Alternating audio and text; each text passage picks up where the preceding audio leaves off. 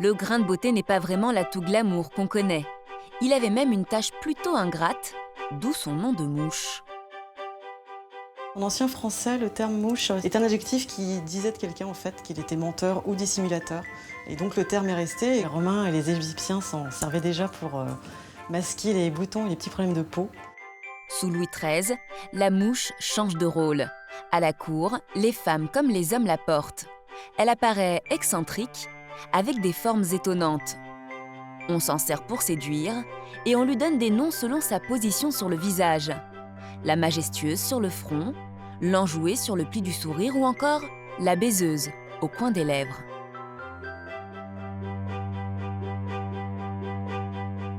La mouche sert au XVIIIe à révéler la blancheur du teint, qui était à l'époque un canon de beauté, et aussi d'affirmer son intention, qu'elle soit amoureuse, qu'elle soit libertine, qu'elle soit galante. On affichait un peu une mouche sur un visage, comme aujourd'hui on afficherait peut-être un statut Facebook, c'est-à-dire voilà, quelle est mon intention, qui je suis réellement. C'était tous ces petits codes cachés que le regard de l'autre pouvait croiser et pouvait aussi comprendre. Aujourd'hui, la mouche n'a plus cette signification, mais elle participe toujours à un charme très subtil.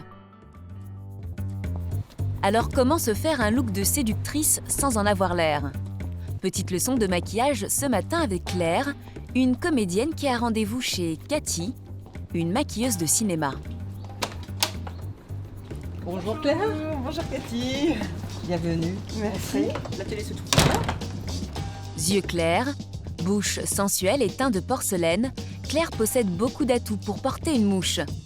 En quelques coups de pinceau, Cathy va la transformer et lui mettre des mouches sur tout le visage. D'abord, la professionnelle camoufle les imperfections en créant une première mouche.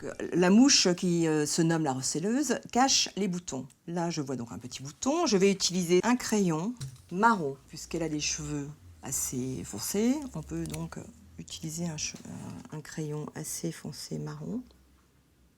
Et je viens poudrer pour fixer mon grain de beauté. Et voilà. Et là, il tient toute la journée.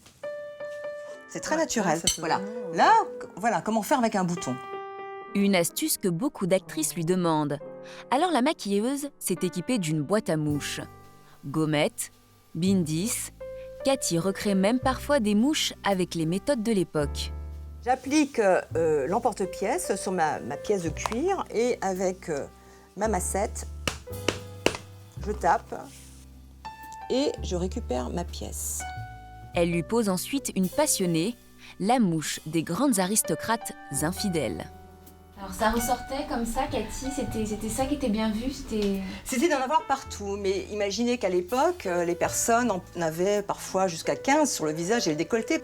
Au crayon, en cuir ou en taffetas, telles qu'elles existaient au XVIIIe siècle.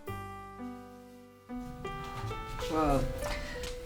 Claire, comment on se sent là? On se sent femme fatale? On se Ah sent... ouais, complètement, ouais. En fait, on a l'impression d'avoir vraiment un personnage, en fait. C'est incroyable. Ça transforme le visage et puis on est dans une autre époque. Alors, convaincu, n'hésitez plus, osez le grain de beauté et faites mouche.